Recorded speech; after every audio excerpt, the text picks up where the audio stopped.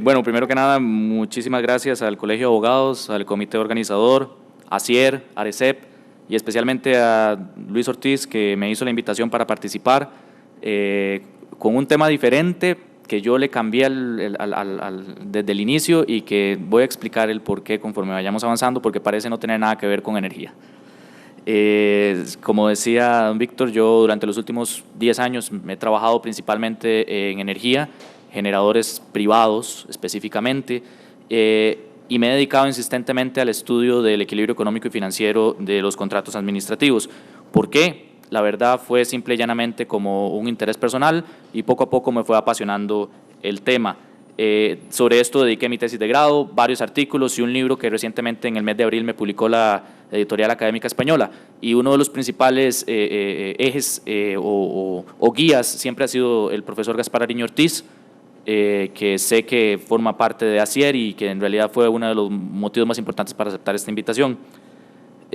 Como les dije, yo me he dedicado principalmente a la práctica en contratos de energía en el sector privado y específicamente el capítulo 2 de la ley 7200, que es la que permite la generación en el sector privado, en contratos que tienen que ser diseñados, financiados, construidos, operados y transferidos al Instituto Costarricense de Electricidad. Digamos que ese ha sido mi foque de análisis o mi foque de estudio, y específicamente en las fases constructivas y de operación comercial. Ahí fue cuando nació el interés de parte de Luis y de parte mía de que yo participara en este Congreso, por el hecho de que recientemente se han promulgado dos importantes resoluciones del Tribunal Contencioso que han venido de alguna forma a marcar la cancha en temas de energía para contratistas privados, y que nos ha, tanto a nosotros como a diferentes operadores del mercado, preocupado por las diferencias diametrales que han existido en los análisis que ha hecho la jurisprudencia de la Sala Constitucional frente a los análisis que ha venido haciendo el Tribunal Contencioso Administrativo. Como decía Max Weber, yo voy a revelar cuál es la posición que tengo. Yo soy un abogado que defiende intereses de empresas privadas, pero no por ello puedo dejar de ser objetivo respecto de la normativa y de la forma en la que se viene fallando. Y esa es, digamos, la revelación que quiero hacer para que no existan trampas.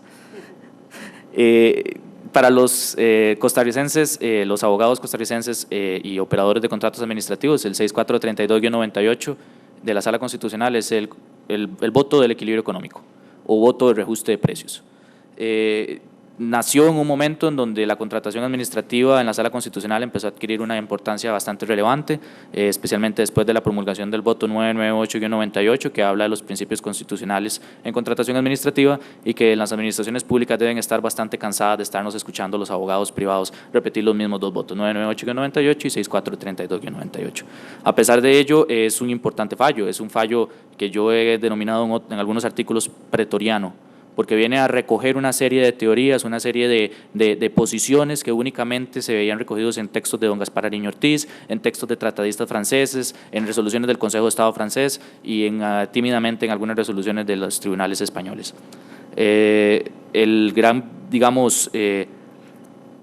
La gran virtud que tiene este fallo es que se basó en buena medida en la obra de don Gaspar Ariño, y en algún momento discutía en la Universidad de Costa Rica que inclusive se copiaron párrafos textuales del libro y se introdujeron en el fallo, lo cual no está mal, pero al mismo tiempo no está bien, porque así como tiene esa gran virtud de haber tomado la mejor doctrina, como obra humana no deja de ser perfectible, y es una forma, me gustaría decir, bastante elegante de decir que tiene algunos errores conceptuales que de pronto podrían corregirse. Como les digo, ¿por qué contratos modernos y por qué contratos no modernos? La razón es que la reciente jurisprudencia del Tribunal Contencioso Administrativo ha venido a decir que ese fallo 6432-98 de la Sala Constitucional solamente recoge doctrina de contratos tradicionales. Y en nuestra ley de contratación administrativa estos contratos son obra, suministros y servicios, pero que los contratos que no están ahí recogidos, como el BOT, como el EPC, como el llave en mano, son contratos modernos, a pesar de que desde el año 1996 las instituciones públicas los vienen utilizando. Estos contratos modernos recogen necesariamente a los PPA, a los contratos de compra de energía que el ICE firma, y que en estos dos fallos son exclusivamente de dos contratos PPA que se firmaron, por llamarlo de alguna manera, en la primera generación de contratos de PPA que se firmaron con el Instituto Costarricense de Electricidad y privados. Por eso no son contratos tradicionales y de ahí el título contratos modernos. Este fallo 6432-98 estableció algunas, digamos, lecciones básicas que no hay un solo contrato administrativo o administrador público en Costa Rica que no reconozca, como lo puede ser que el equilibrio económico y financiero es un principio constitucional, que existe un principio de colaboración básica entre contratista y administración, que este principio tiene su origen en principios de justicia conmutativa e igualdad de intereses entre las partes y que el valor subjetivo que las partes deban fijar en un contrato se objetiviza por el mismo hecho de la relación sinalagmática. No quiero aburrirlos con entrar a tocar todos y cada uno de los temas que toca el 6432-98, pero que son centrales para entender lo que yo entiendo como una digresión o una ruptura de la doctrina tradicional que han mantenido los tribunales hacia una visión un tanto más abierta o más que permita una asunción de riesgos todavía mayor para los contratistas privados y que de alguna manera impacta el mercado, impacta a inversionistas privados y la forma en la que se visualiza el mercado en temas de riesgos. Hay una jurisprudencia grande posterior a la 6432-98 de la Sala Primera sobre fijación tarifaria y eso lo voy a dejar por fuera para centrarme única y exclusivamente en los contratos BOT, que bien que mal la Sala Primera continúa arrastrando este principio de equilibrio económico hacia todas las demás formas de contratación administrativa independientemente de que sean tradicionales o modernos los contratos. El efecto que ha tenido esta resolución en los contratos modernos es que el reglamento de APPs, por ejemplo, del que se hablaba en la mesa anterior, establece un artículo 8 sobre reglamentos, sobre el respeto del equilibrio económico de los contratos como un requisito esencial del negocio. Igualmente, el convenio marco, que es otra de las figuras novedosas que tiene la legislación costarricense, que este año se introdujo el reglamento de la ley de contratación administrativa, también hace reconocimiento del equilibrio económico. No hay un solo contrato de PPA en que no exista una cláusula que necesariamente diga se reconoce el equilibrio económico. Y es, por decirlo así, el constante muletilla que vienen en todos y cada uno de los contratos. Pero una cosa es que lo digan los contratos y otra cosa es que se reconozca en la práctica y que es ahí donde verdaderamente empieza a ser interesante el tema. Yo les voy a hablar de dos resoluciones del Tribunal Contencioso que, como les digo, personalmente a mí me preocupan, que son la 67-2017 del 13 de julio de 2017 y la 19-2017, igual del 2017, ambas del Tribunal Contencioso Administrativo, en donde básicamente lo que se hace es un análisis directo de los BOT, se hace un análisis de cómo tienen que interpretarse, se hace un análisis de cómo tienen que interpretarse los PPA y se hace un análisis también de cómo el principio de equilibrio económico afecta los contratos de energía para los reguladores privados. Y en buena medida lo que vienen a recoger estos fallos es que el BOT como tal tiene que interpretarse en una integralidad. Para los que no, digamos, están acostumbrados a operar estos contratos y que tal vez como uno lo ve todos los días, cree que todo el mundo maneja el tema como lo maneja uno, los contratos BOT tienen una fase de diseño, financiamiento y construcción que tarda 3 años. La normativa interna tiene un tope de 20 años del contrato, el contrato no puede tener un plazo mayor a 20 años y eso significa que la operación comercial se desarrolla en 17 años. Estos contratos por lo general se financian con un project finance, o sea, los mismos ingresos que vienen generándose dentro de la fase de operación comercial van a permitir el pago de la construcción, del diseño y posteriormente obtener una utilidad. Y la fase de transferencia, que es simple y llanamente un traspaso, que no debería ser algo muy sencillo y que en realidad no es otra fase, sino simplemente una etapa que tiene que cumplirse. Lo que ha venido a decir el Tribunal Contencioso, y como les digo, es un tema que a mí personalmente me preocupa, es el hecho de que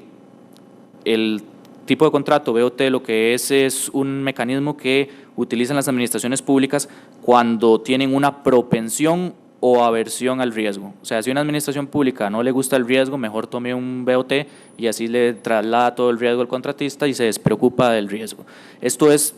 personalmente lo pienso así y entiendo que pueden no estar de acuerdo, es una verdad a medias. Porque entonces podría uno preguntarse, bueno, ¿puede entonces la administración utilizar o no este tipo de herramientas contractuales o herramientas de financiamiento si a fin de cuentas lo que está haciendo es trasladando todo el riesgo? Ese, digamos, es uno de los temas que queda abierto con este tipo de análisis. Lo que se ha analizado también de parte de los tribunales contenciosos es que hay factores externos que pueden afectar los contratos, lo aceptan, y que pueden ser completamente imprevisibles y que pueden ser completamente extraordinarios, pero que no por eso tienen que ser reconocidos como temas de caso fortuito, perdón, de equilibrio económico y financiero, a pesar de que esa es la definición que siempre se ha manejado como equilibrio económico y financiero, pero que el tipo de contrato ralentiza su posibilidad de realizar cualquier tipo de reclamación, porque los costos de construcción y explotación de la central tienen que estar integrados dentro del precio que originalmente se cotiza en la tarifa. O sea, palabras más, palabras menos, y yo es como lo entiendo así. Un contrato con una tarifa no lleva un desglose de precios, como un contrato de obra, en donde es sumamente sencillo decir una determinada partida se ve afectada, una determinada partida se ve reajustada, sino que hay un precio global. Como no hay un desglose de precios y lo que se compra es energía, la problemática que se está teniendo es que en la etapa de construcción, si se origina una situación imprevisible, ¿cómo hago yo para dimensionar esa situación imprevisible dentro de la tarifa global que yo estoy cobrando? Y la solución que en buena medida está dando el tribunal es decir, usted tiene que hacer un análisis de toda la relación. Usted toma toda la relación de construcción, toda la relación de operación y ve cuáles son los riesgos que tuvo, los gastos que tuvo, y después los sopesa con los ahorros, porque puede ser que usted haya tenido ahorros. Y en función de eso decido si yo le doy a usted o no un reconocimiento por un reclamo de equilibrio económico. Hay un problema con este tipo de análisis, porque como les dije, estos contratos son a 20 años. Si yo hago el reclamo en el año 3, eso quiere decir que me tengo que esperar los 17 años de operación comercial para poder darle a usted un panorama completo de todo el contrato, de si tuve ganancias, de si tuve pérdidas, de si tuve ahorros, de si tuve mejoras. Y además de eso, deja abierto en el espacio de tiempo una jurisprudencia, una resolución que hasta el momento no es jurisprudencia, que podría cambiar en cualquier momento. Dentro de 17 años a mí me dijeron, ¿usted reclama en 17 años? Llego dentro de 17 años y me cambian por completo el panorama. Es una posibilidad, es un riesgo que podría asumirse. Ahora bien, esta es una interpretación que yo hago y entiendo que podría entenderse de otra manera. Pero cuando se toma el elemento imprevisto, se hace un juego con el elemento imprevisto de parte de los tribunales de justicia que a mí me preocupa. Se habla de dos tipos de imprevisto, el imprevisto previsible y el imprevisto imprevisible, que a mí personalmente me parece muy gracioso, muy cómico. Y cómico lo digo para no decir preocupante. Porque cuando usted juega con la palabra previsible e imprevisible en función de si la previsión era imprevisible o la previsión era previsible, entró en un circunloquio de conceptos que personalmente yo no lo entiendo. Y decirle uno, trasladarle esto a un cliente privado que tiene la intención de invertir en Costa Rica para tratar de levantar un proyecto hidroeléctrico, un proyecto eólico, un proyecto geotérmico, de que puede haber una previsión imprevisible o una imprevisión imprevisible, estamos de verdad sumamente complicados para efectos de poder entender cuáles son los riesgos que verdaderamente estamos asumiendo. Ese, digamos, es uno de los puntos que a mí particularmente me preocupa. Y el otro es tener que preverlo antes de firmar el contrato. ¿Qué puedo prever y qué no puedo prever? Porque si bien puede ser no solamente el evento, pueden ser los efectos del evento. Si usted sabía que los efectos del evento iban a ser imprevisibles, los debió prever. Pero por definición lo imprevisible es imprevisible. E insisto, puede parecer quijotesco el ejemplo, pero es la realidad que estamos viviendo para efectos de poder asesorar a este tipo de contratistas. Lo que se dice es que entonces no basta con demostrar una erogación económica. O sea, yo entiendo que usted venga y haga una mayor inversión en un determinado elemento de una contratación, pero si usted no me logra a mí demostrar ese ejercicio de previsibilidad e imprevisibilidad, que no quiero cansarlos otra vez con el mismo cuento que les estoy contando, entonces no puedo llegar yo a una solución de reconocerle a usted un determinado reclamo. Ahora, este es uno de los casos, un caso que de pronto nos tomó por sorpresa a todos y que esperábamos que fuera nada más una resolución que pasara por alto. En esta resolución, el contratista, no estoy diciendo que tuviera la razón, personalmente no es mi cliente y no voy a venir aquí a defender los intereses solamente porque sí, sino simplemente tomo los elementos doctrinarios, conceptuales que tiene la resolución para ver cómo esto puede impactar a clientes que también tengo, a personas que quieren invertir en este país, y no solamente del sector privado, sino también del sector público. Bueno, ¿cómo hago yo para digerir esto siendo una administración pública, siendo un abogado del sector público? Este es uno de los casos en donde simplemente se dieron situaciones dentro de la etapa constructiva, y dentro de esa etapa constructiva pues se reconoció que tal vez si tenía que construir un tanque más o una línea más de alta tensión, de pronto no lo tendría por qué reconocer. Pero el otro caso del que les quiero hablar, que personalmente sí es de uno de mis clientes y que además de eso es bastante particular, me llamó todavía más poderosamente la atención por el hecho de que se toma la doctrina que fija la resolución anterior y se viene a interpretar un caso que básicamente fue la paralización de una obra de construcción por parte de la Sala Constitucional por un levantamiento de un grupo ambientalista. Y el grupo ambientalista posteriormente no se le dio la razón, se hizo el levantamiento judicial de la suspensión, pero hubo un atraso, y que como atraso lo que insistía la operadora privada era que tenía que reconocerse. El Instituto Costarricense de Electricidad en este caso lo que hizo fue decirle, vea, yo no entiendo usted que hubo un atraso, pero lo que voy a hacer es que en aras de que usted no sea doblemente afectado, no lo voy a multar, pero no le voy a reconocer nada. Cuando vamos al Tribunal Contencioso, lo que dice el Tribunal Contencioso es previsible en Costa Rica un levantamiento social. Es previsible en Costa Rica un levantamiento de un grupo ambientalista y es previsible en Costa Rica también que un tribunal de justicia le paralice a usted una obra. Usted debió prever que eso podía pasar. Y no solamente debió preverlo, sino que debió meterlo en la partida de imprevistos. Yo la parte de partida de imprevistos todavía no lo entiendo, porque son precios fijos, son globales, son precio tarifario. Entonces, hasta el día de hoy, yo no sé cómo es que decirle a una persona que quiere invertir en Costa Rica, mira, uno de los riesgos normales aquí es que se te levante un grupo de manifestantes en las afueras de la planta y te paralicen todas las obras. Pero y si no tienen razón,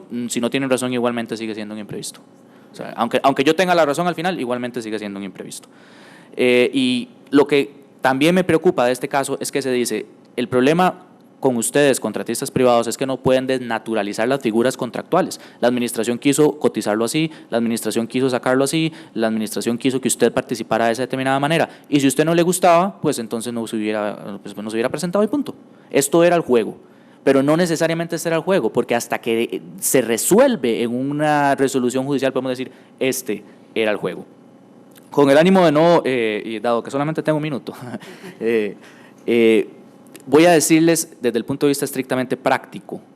cuál es el sentimiento de los operadores privados, porque hemos tenido varias reuniones para conocer también cómo se sienten el resto de los operadores. O sea, cuál es el feeling de todos los operadores más allá de la teoría, o sea, en la práctica. En la práctica forense administrativa, ¿cómo podemos resolver esto? Pues es muy fácil, los operadores privados no quieren presentar reclamos por equilibrio económico, porque eso es como jugar lotería, usted no sabe qué le va a salir, y se van a desgastar en reclamos y reclamos y reclamos, que aparte de eso, por una falta de colaboración de las mismas administraciones, que no estoy diciendo que tengan la intención de hacerlo, hace que la excesiva burocratización refleje un sentimiento de falta de seguridad jurídica en Costa Rica. Entonces, clientes empresas extranjeras le dicen a uno, es que en Costa Rica no hay seguridad jurídica. Y yo personalmente siempre me he llenado la boca diciendo en Costa Rica hay mucha seguridad jurídica. Somos un pueblo que cree en la legalidad y somos un pueblo que cree en el Estado de Derecho. Bueno, en este tipo de situaciones prácticas parece que no es lo que estamos reflejando hacia el exterior. Quiero concluir nada más diciendo, ¿tiene algún sentido continuar hablando del 6432-98 en los contratos modernos? Yo personalmente creo que no. Yo me he decantado por una solución diferente,